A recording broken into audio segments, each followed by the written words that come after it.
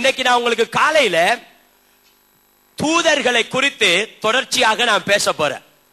போன வாரம் தூதர்களை குறித்து பேசினேன். அது அப்படியே டெலிவிஷன்ல போட்டோம், நமஸ்காரம் தேவனே ப்ரோக்ராம்ல. எல்லாரும் அதிகமா ஆசைப்பட்டு சொன்னாங்க, நல்லா இருந்துச்சு உங்க ப்ரோக்ராம், தூதர்களை குறித்து எங்களுக்கு தெரியாம இருந்துச்சு, நீங்க எத்தனையோ காரியங்களை கற்றுக் கொடுத்தீங்கன்னு.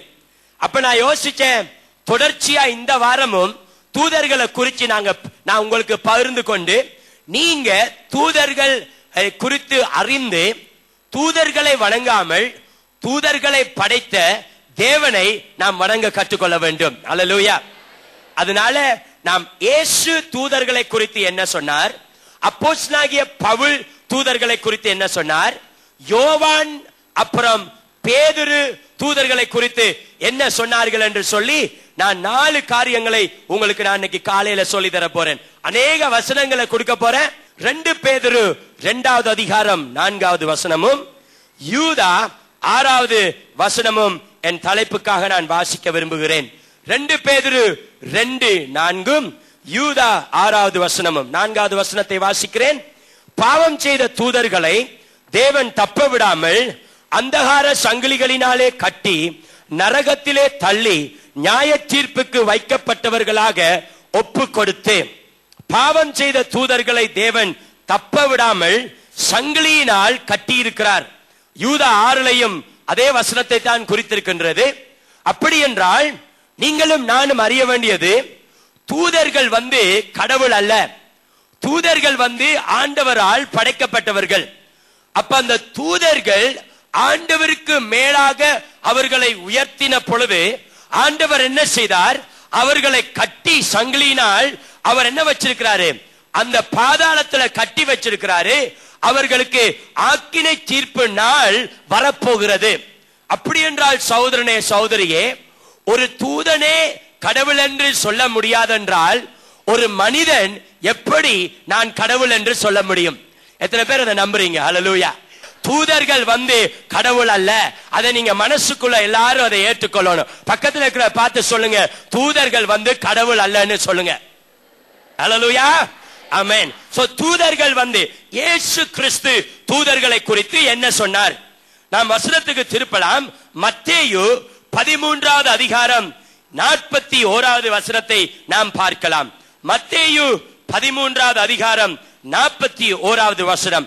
நான் எல்லாருமா சேர்ந்து வாசிக்கலாம்.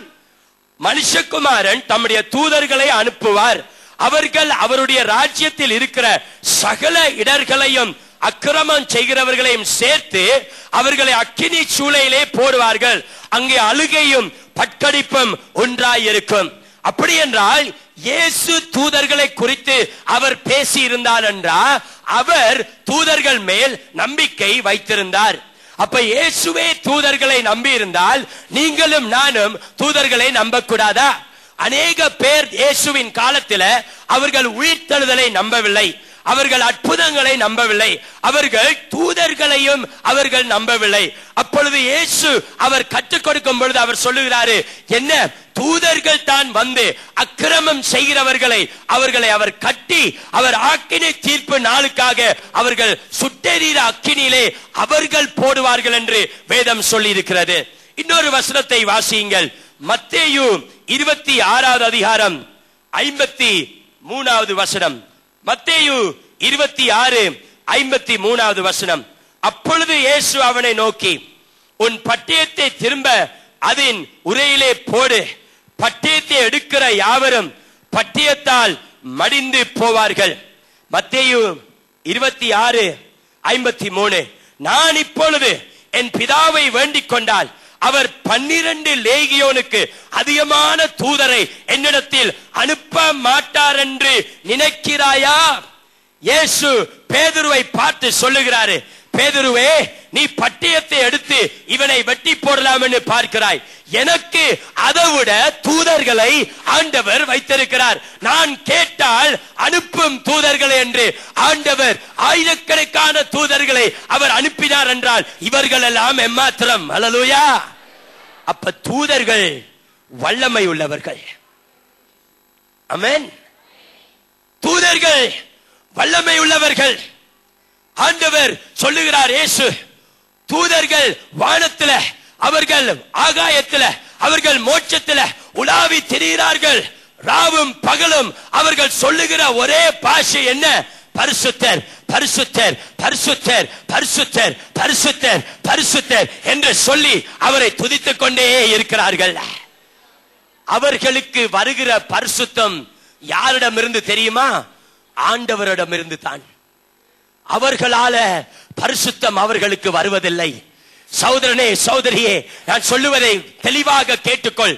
ஒரு தூதனுக்கு பரிசுத்தம் அவன் பரிசுத்தர் பரிசுத்தர் என்று சொல்லுவதனால வருவதில்லை. ஆண்டவர் பரிசுத்தராய் இருக்கிறபடினால ஒவ்வொரு தூதனும் பரிசுத்தவானாய் மாறி இருக்கிறான். ஹல்லேலூயா. அதே போல நீங்களும் நானும் ஆண்டவருடைய சமூகத்தில் சென்று ஆண்டவருடைய பரிசுத்தத்தை நாம் பெற்றுக்கொள்ள வேண்டும், வார்த்தைகளை அல்ல. ஆமென். ஆண்டவருடைய பரிசுத்தத்தை நாம் பெற்றுக்கொள்ள வேண்டும். சில பேர் ஜெபிக்கும் பொழுது ஜெபிக்கிறார்கள், மகா பெரிய கிருபையுள்ள நேசரே, அன்பானவரே, ஆதியும் அந்தமும் உள்ள தேவனே, உலகத்தை படைத்த கர்த்தாவே, நீர் இல்லாமல் நான் இல்லை. சில நேரம் நம்ம தப்புதலாய் நம்முடைய சிந்தனைகளை வைத்திருக்கிறோம். ஆண்டவர் இயேசு கிறிஸ்து என்ன சொல்லுகிறாரு? தூதர்கள் பலமுள்ளவர்கள். ஹல்லேலூயா. எத்தனை தூதர்களை ஆண்டவர் அனுப்பினார் எகிப்தில இருந்து இஸ்ரவேலர் வெளியில வருவதற்கு? ஒரே ஒரு தூதனை தான். ஒரே ஒரு தூதனுக்கு அவ்வளவு வல்லமை இருக்கன்னா அவர் 10 மடங்கு தூதர்களை அனுப்பினா என்ன ஆகும் இந்தியால? சொல்லுங்க. நம்ம யோசிக்கிறோம், அவனை தெரியணும் இவனை தெரியணும். ஒண்ணும் வேணாம், நமக்கு ஆண்டவரை தெரிஞ்சா போதும். அவர் தூதர்களை அனுப்பி எல்லாவற்றையும் பார்த்துக் கொள்வாரு. யாராவது கை இருந்தா தட்டுங்க கொஞ்சம். ஹல்லேலூயா. அவர் தூதர்களை அனுப்பி அவர் எங்களை காத்துக் கொள்வாரு. 10 சேனைகளின் தூதர்களை அவர்கள் அனுப்பினால் என்ன ஆயிருக்கும் ரோமர் போர் சேவகர்களுக்கு? இயேசு சொல்லுகிறாரு, பேதுருவே, உன் பட்டயத்தை உள்ளுக்கு போடு. உன்கிட்ட இருக்கிறது ஒரு வாளு, என்கிட்ட இருக்கிறது நூற்றுக்கணக்கான கோடிக்கணக்கான தூதர்கள். ஹல்லேலூயா. நமக்கு சில நேரம் ஒரு மினிஸ்டரை தெரிஞ்சிச்சுன்னா ஒரு வாளு வந்துருது பேதுரு மாதிரி, 2 மினிஸ்டரை தெரிஞ்சா 2 வாளு வந்துருது பேதுரு மாதிரி. ஆனா ஆண்டவருக்கோ, உலகத்தை படைத்த தேவனுக்கு அந்த கோடி கோடி கணக்கில் தூதர்கள் மேலே இருக்கிறார்கள். அவர்களுக்கு ஒரு வார்த்தையை சொன்னால் அவர்கள் வந்து எல்லாவற்றையும் செய்து முடித்து விடுவார்கள். ஹல்லேலூயா. நமக்கு ஒரு தூதனை ஆண்டவர் ஆயத்தம் பண்ணி வைத்திருக்கிறாரல்லோ. பேதுரு போய் கதவை தட்டுறான். அவன் கதவை தட்டும் பொழுது ரோத போய் கதவை திறக்குகின்றது. அது திறந்தவுடன் பேதுருவை பார்த்து விட்டு ஓடுகிறது சந்தோஷத்தோடு. ஐயோ, பேதுரு வந்து விட்டார். ஜெபித்துக் கொண்டிருந்த விசுவாசிகள் எல்லாம் அவிசுவாசிகள் மாறி அவர்கள் சொல்லுகிறார்கள், அது பேதுரு அல்ல, அது பேதுருவின் சின்னப்பா. பேதுருவின் சத்தமா சொல்லுங்க, சொல்லுங்க சத்தமா. ஹல்லேலூயா. சொல்றது புரியுதல்ல? அவர்கள் வந்து கதவை தட்டும் பொழுது அவர்கள் என்ன சொன்னார்கள்? அது பேதுருவின் தூதன். சத்தமா சொல்லுங்க, தூதன். ஆனால் அப்படி என்றால் ஆண்டவர் ஒவ்வொருவருக்கும் ஒரு தூதனை அவர் வைத்திருக்கிறார். ஹல்லேலூயா. எகிப்தில் இருந்து வெளியே வருவதற்கு ஒரு தூதன் போய் எகிப்தில் இருக்கிறவர்களை அழிக்க முடியும் என்றால் எனக்கு இருக்கிற தூதன் அவன் எவ்வளவு வல்லமை உள்ள தூதனாய் இருக்கிறான். எனக்கு எதிராய் யாரு வந்தாலும் என் தூதனை அனுப்பி ஆண்டவர் எல்லாவற்றையும் பார்த்துக் கொள்வார். வாயை திறந்து கொஞ்சம் சொல்லுங்க. வாயில பேச பேச கொஞ்சம் நல்லா இருக்கும். என்ன? ஆமென். சில பேர் பாருங்க, இந்த ஸ்போர்ட்ஸ் மேனை பாருங்க. சில பேர் டென்னிஸ் ஆடுவாங்களா, அவன் டென்னிஸ் அடிக்கிறான், அடிக்க அவன் என்ன செய்யறான், மத்தவன் அடிக்கிறான். அடிச்சோன்னு இவன் ஒரு பாயிண்ட் போனோன்னு இவன் ஏதோ பேசுறான். அவனுக்குள்ள என்ன தெரியுமா பேசுறான்? டேய், அடுத்தது போடுறான் நல்லான்னு. அப்படி போட்டு அடிக்கிறான். ஒரே அடியில அவனுக்கு ஒரு பாயிண்ட் வந்துருது. ஏன்? நமக்குள்ள பேசி பழகணும். நமக்குள்ள இருக்கிறவரே பெரியவர் இந்த உலகத்துல இருக்கிறவரை விட. ஹல்லேலூயா. கரங்களை தட்டி அவரை மகிமைப்படுத்துங்க. நம்முடைய தேவன் வல்லமை உள்ள தேவன். ஹல்லேலூயா. எல்லாரும் எல்லாரும் கீழே மேல எல்லாரும் கரங்களை தட்டி அவரை மகிமைப்படுத்துங்க. பரிசுத்த ஆவியானவர் மகிமைப்படட்டும். தூதர்களை அனுப்பி அவர் எங்களை காத்துக் கொள்வார். இரண்டாவதாக பாருங்க, பவுல் தூதர்களை குறித்து என்ன சொன்னான் என்று. பவுலின் காலத்தில் மக்கள் தூதர்களை வணங்கி கொண்டிருந்தார்கள். நான் சொல்றத கரெக்டா கேட்கணும். தூதர்களை யாருமே வணங்க கூடாது. ஆமென். நான் பாஸ்டர் இவ்வளவு நாளும் தூதரைத்தான் வணங்கிட்டு இருந்தேன், இன்னையில இருந்து மாத்த சொல்றீங்களே, மாத்திருங்க. காக்கா வந்து 1000 ரூபாய் வீட்டுக்கு முன்னால போட்டுச்சுன்னா அந்த காக்கா விட்ட போய், காக்காவே என்னை படைச்சவனே நீ எவ்வளவு நல்லா இருக்கிறாய் என்று சொல்ல முடியுமா? காக்காவை பிடித்து ஒரு கூண்டுல போட்டு காலையில நாயங்காரம் மத்தியானம் எல்லாம், காக்காவே என் அருமை கருப்பு காக்காவே, நான் வெள்ளையா இருந்தாலும் நீ கருப்பா இருந்தாலும் எனக்கு எவ்வளவு உதவியா இருக்கின்றியே காக்கா என்று சொல்ல முடியுமா? காகத்தை அனுப்பினது யாரு? காகத்தை படைத்த தேவன். ஹல்லேலூயா, ஹல்லேலூயா. காகத்தை அனுப்பினது, காகத்தை படைத்த தேவன். தூதர்களை அனுப்பினது, தூதர்களை படைத்த தேவன். படைத்த தேவனை மகிமைப்படுத்த வேண்டுமா? வந்த தூதனை நாம் நமஸ்காரம் சொல்ல வேண்டுமா? சொல்லுங்க, நல்லா கைதடுங்க. ஹல்லேலூயா, நல்லா கைதடுங்க. ஆண்டவரை மகிமைப்படுத்துங்க. ஹல்லேலூயா. தூதர்களை நாங்கள் வணங்கவே முடியாது. glory, ஆமென். பவுல் காலத்துல அவர்கள் தூதர்களை வணங்கினார்கள். கொலோசியர் என்று சொல்லப்பட்ட நிருபமே எழுதப்பட்டது ஏன் தெரியுமா? தூதர்களை வணங்கக்கூடாது என்று சொல்லிதான் கொலோசியர் எழுதப்பட்டது. Colossians was written so that people will not worship an angel. கொலோசியர் 2வது அதிகாரம் 17-18 வசனங்களை 19 வசனங்களை நான் வாசிக்கிறேன். கொலோசியர் 2:17-18-19 அவைகளை வரும் காரியங்களுக்கு நிழலாய் இருக்கிறது. வாசிங்க. அவைகளின் பொருள் கிறிஸ்துவை பற்றினது, கணுக்களாலும் கட்டுகளாலும் உதவி பெற்று இணைக்கப்பட்டு தேவ வளர்ச்சியாய் வளர்ந்தோருகிற சரீரம் முழுவதையும் ஆதரிக்கிற தலையை பற்றி கொள்ளாமல் மாயமான மாயமான மாயமான சத்தமா சொல்லுங்க, மாயமான தாழ்மைனா என்ன? சும்மா என்னாச்சு பிரதர்? இல்ல நான் சர்ச்சுக்கு வர்றேன். ஸ்தோத்திரம், ஸ்தோத்திரம், ஸ்தோத்திரம். எப்படி இருக்கிறீங்க? ஆண்டவர் பக்கத்தில் இருக்கிறார். பேசாம வீட்டுல போனீங்கன்னா புலி அவுத்து விட்ட மாதிரி மாயமான வாழ்க்கை. சும்மா ஆட்களை பார்த்தோன்னே ஹல்லேலூயா. வீட்டுக்கு வர்றது ஒரு பைபிளை பிடிச்சிட்டு வந்துட்டு நான் 4 நாள் வாசம் பண்ணிட்டு வரேன். ஏன்? மாயமான மாயமான மாயமான தாழ்மை. சும்மா நான் நேற்று படுத்திருக்க பாத்தீங்க என்ன தெரியுமா வந்துச்சு? 4 தூதர்கள் வந்து காலுக்கிட்ட நின்று காலமத்தி விட்டாங்க. ஏன்பா காலமத்தி விட்டாங்க? ஆனா ரொம்ப நீ நடக்கிறன்ட்டு. சும்மா மாயமான காரியங்களை அந்த காலத்துல ஆட்கள் பேசினாங்க. நான் இப்பதான் மோட்சத்துக்கு போய் ஆபிரகாமோட டீ குடிச்சிட்டு வர்றேன். இப்பதான் சாலமோன் யாரோ 2 பேரை பிடிச்சிட்டு இருந்தான், அவனுக்கும் ஜெபம் பண்ணிட்டு வர்றேன் மோட்சத்துல. சாலமோனுக்கு என் ஜெபம் பண்ண மோட்சத்துல. புரியுதானே? மாயமான தாழ்மை. ஏதோ நான் இப்படி ஜபிச்சேன்னா ஒரு அம்மா சொல்லிச்சு, நான் கண்ணு மூடி ஜபிச்சு அப்படியே எல்லாம் ஆடுது. அம்மா கவனமா இரு, கொஞ்ச நாள்ல நீ ஆடுவ. மாயமான தாழ்மை. மாயமான தாழ்மையும் அடுத்தது வாசிங்க. தேவ தூதர்களுக்கு செய்யும், தேவ தூதர்களுக்கு செய்யும் ஆராதனையிலும் விருப்பமுற்று. பாருங்க இப்ப அங்க என்ன போட்டிருக்கனே, தூதர்களை அவங்க வணங்கி கொண்டிருந்தாங்க அப்போஸ்தலனாகிய பவுல் நாட்கள்ல. புரியுதானே? தூதர்களை வணங்கி கொண்டிருந்தார்கள். அப்போஸ்தலனாகிய பவுல் சொல்றான், படிங்க அப்படியே. காணாதவைகளே துணிவாய் நுழைந்து தன் மாம்ச சிந்தையினாலே வீணாய் இருமாப்பு கொண்டிருக்கிற எவனும் உங்கள் பந்தய பொருள் நீங்கள் இழந்து போகும்படி உங்களை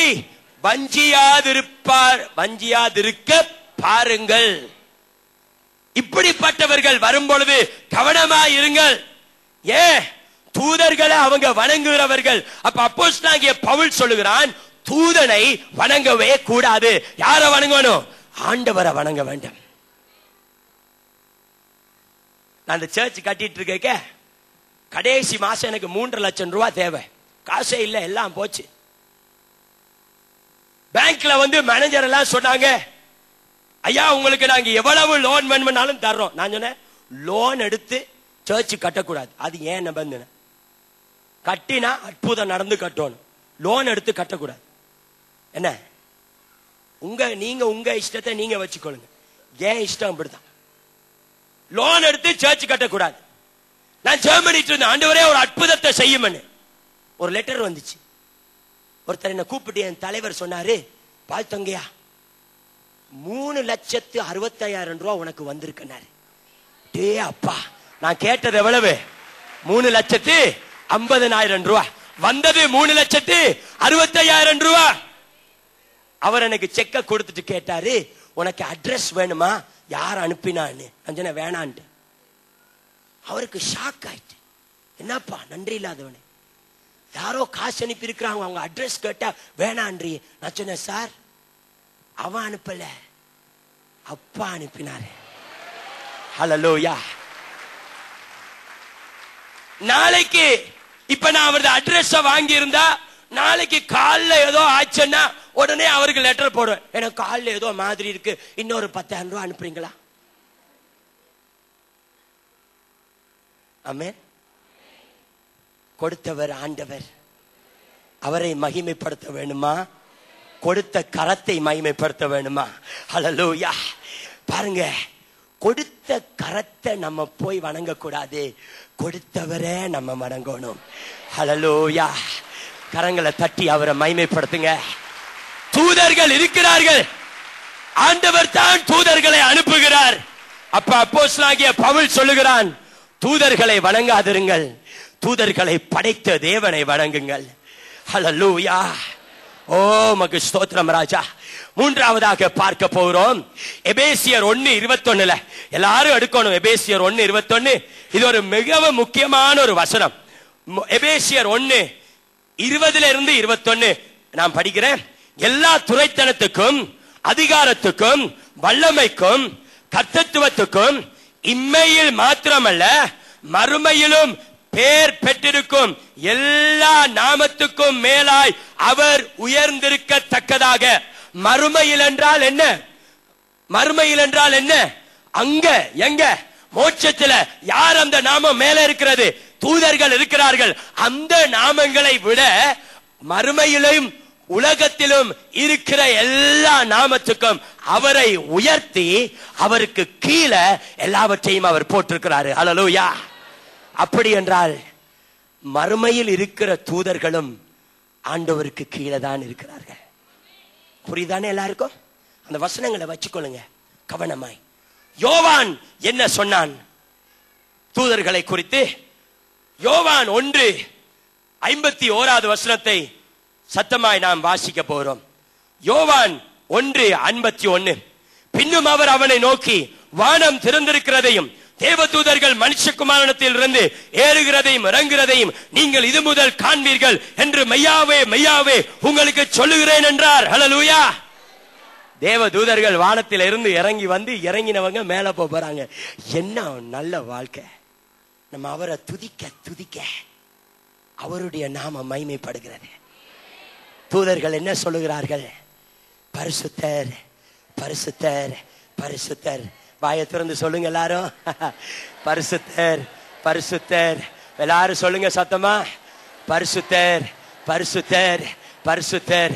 எல்லாம் கீழே இருக்கிறவங்க சொல்லுங்க சத்தமா, பரிசுத்தர் பரிசுத்தர் பரிசுத்தர் பரிசுத்தர் என்று சொல்லுங்க. இப்ப எல்லாரும் சேர்ந்து சொல்லுங்க, பரிசுத்தர் பரிசுத்தர் பரிசுத்தர். யோவான் சொல்லுகிறான், வானத்தில் இருந்து இறங்குகிறதையும் கீழே இருந்து போகிறதையும் நான் பார்த்தேன். அப்படி என்றால் யோவான் சொல்லுகிறான், தூதர்கள் இருக்கிறார்கள். ஹல்லேலூயா. இன்னொரு கடைசியா ஒரு வசனத்தை வாசிக்கலாமா? பேதுரு தூதர்களை குறித்து என்ன சொன்னான்? 1 பேதுரு 3வது அதிகாரம் 22வது வசனம் நான் வாசிக்கிறேன். 1 பேதுரு 3வது அதிகாரம் 22வது வசனம். அவர் பரலோகத்திற்கு போய் தேவனுடைய வலது பார்சத்தில் இருக்கிறார். தேவதூதர்களும் அதிகாரங்களும் வல்லமைகளும் அவருக்கு கீழ்ப்பட்டிருக்கிறது. அப்ப தேவதூதர்களும் அதிகாரங்களும் வல்லமைகளும் அவருக்கு கீழ்ப்பட்டிருந்தால் நாங்கள் தூதர்களை வணங்க முடியுமா? முடியாது. இன்னொரு வசனம் இருக்கு. 2 பேதுரு 2:11 யூதா 9. 2 பேதுரு 2:11 யூதா 9. இன்னொரு வசனத்துக்கு உங்க பைபிளை திருப்புங்க. லூக்கா 22:43. லூக்கா 22:43. அநேக வசனங்கள் என்கிட்ட இருக்கு. இப்ப லூக்கா 22:43 எல்லாம் எடுத்துட்டீங்களா? லூக்கா 22:43. நான் 42ல இருந்து வாசிக்கிறேன். பிதாவே, உமக்கு சித்தமானால் இந்த பாத்திரம் என்னை விட்டு நீங்கும்படி செய்யும். ஆயினும் என்னுடைய சித்தத்தின் படி அல்ல, உம்முடைய சித்தத்தின் படியே ஆக கடவுள் என்று ஜெபம் பண்ணார். எங்க ஜெபம் பண்ணார் இயேசு இந்த ஜெபம்? சொல்லுங்க சீக்கிரம். கெத்செமனேல. அவருக்கு தெரியும், ஆண்டவரே, நான் இந்த கப்புல இருக்கிற பாத்திரத்துல இருக்கிற இந்த அக்கிரமத்தை குடிச்சேன்னா அடுத்தது அடி தாங்க முடியாது, என்னால முடியாதுப்பா, உம்முடைய சித்தமனா செய்யற. என்னை ஜெபிச்ச உடனே யாரு வந்தா பாருங்க 43வது வசனத்தை. அப்பொழுது வானத்திலிருந்து ஒரு தூதன் தோன்றி அவரை அவரை அவரை எப்ப? அந்த பயமான சூழ்நிலையில, ஐயோ என்னப்பா நடக்க போகுது என்ன சொல்லிக்க. இப்ப இந்த தம்பி வாடா அங்க எழுமி நில்லு, நில்லு இப்படி. இவன் பயத்தோட இருக்கு. இங்க வா, ஏறு பயப்படாம. இவன் பயத்துல இருக்கிறான். பாஸ்டர், எனக்கு பயமா இருக்கு, எனக்கு நாளைக்கு எக்ஸாம் வருது, ஒண்ணுமே படிக்கல, சும்மா சிரிச்சு சிரிச்சு அப்படியே இருந்துட்டு இருந்தேன், அதனால எனக்கு பயமா இருக்கு. நான் இப்ப அவன் என்ன சொல்றேன்? டேய் தம்பி, பயப்படாத, போ, பயப்படாம. பாஸ்டர் அங்கிள் இருக்கிறேன், 100 ரூபாய் தர்றேன், பயப்படாம போய் எழுது. இப்ப நான் அவனை என்ன செய்யறேன்? என்ன செய்யறேன்? என்ன செய்யறேன்? பயப்படுத்துறேனா? பலப்படுத்துகிறேன். அவன் இப்ப சொல்றான், பாஸ்டர் சொல்லிட்டாரு, போய் எழுதிடலாம். பாருங்க, ஏசப்பா அழுகுறாரு, எனக்கு முடியாது, இந்த பாத்திரத்துல எனக்கு பானம் பண்ண முடியாது, அடுத்தது எனக்கு அடி தாங்க முடியாது, எனக்கு முள்முடி சூட போறாங்க. பெத்லகேமில் பிறந்த அந்த பாலகன் என்ன குற்றத்தை செய்தார்? அவருக்கு முள்முடி சூடுவதற்கே அவர் கையிலால ஆணிகளை அறைய போகிறார்கள். அவர் விழாவில் ஈட்டினால் குத்த போறார்கள். அவருக்கு எல்லாம் தெரியும். அப்பா, எனக்கு முடியாது. என்னை ஜெபிச்சுட்டு இருக்க யாரு வந்தார்? தேவன் தூதன் வந்து கைய பிடிச்சு பலப்படுத்தி விட்டான். முடியும் உங்களால, போங்க. உடனே எழும்பினவரு திரும்பி பார்க்கல, உயிரோடு எழும்ப மட்டும். ஹல்லேலூயா, ஹல்லேலூயா, ஹல்லேலூயா.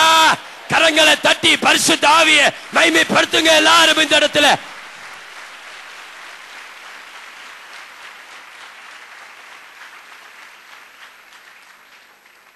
ஒரே ஒரு வசனம் சரியா, இதுல முடிச்சிடுறேன். 104:4.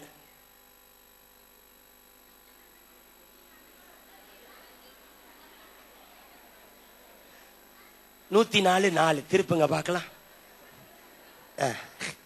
என்ன இருக்கு 104? பிறகு எல்லாரும் என்னது 104:4 வாசிங்க. தம்முடைய தூதர்களை காற்றுகளாவும் தம்முடைய ஊழியக்காரரை, வேற என்ன வேணும்? தம்முடைய தூதர்களை காற்றுகள்.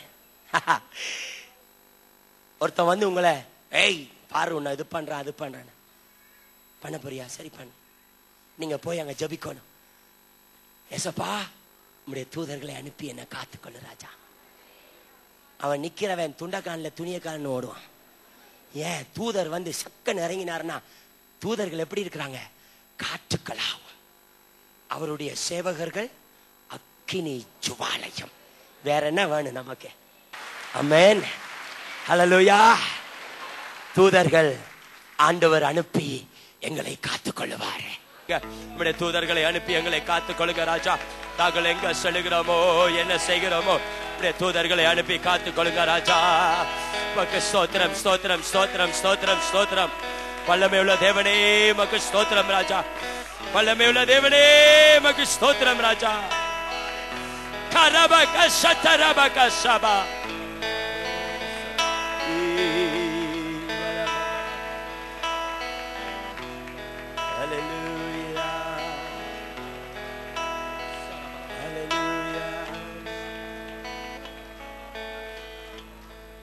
வாழ்க்கையில விடுதலை தேவையானவர்கள், வாழ்க்கையில உங்களுக்கு வேதனைகள் உண்டு, இயேசுவின் நாமத்தினால, இயேசுவின் நாமத்தினால, இயேசுவின் நாமத்தினால, இயேசுவின் நாமத்தினால விடுதலை விடுதலை விடுதலை விடுதலை பாயட்டும், விடுதலை பாயட்டும், விடுதலை பாயட்டும், விடுதலை பாயட்டும். வல்லமை வல்லமை வல்லமை ராஜா. அற்புதங்களை நடப்பிப்பேன் என்று சொன்னீங்களே, இன்னைக்கு காலையில அற்புதங்களை நடப்பீங்க ராஜா.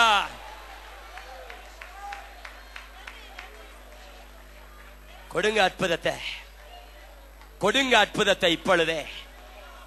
யாரும் வேதனையில வந்திருந்தா, வயிற்று வலியோ வயிற்றுல கட்டியோ என்ன இருந்தாலும் இயேசுவின் நாமத்தினால இப்பொழுதே அந்த கட்டியல் கரையட்டும்.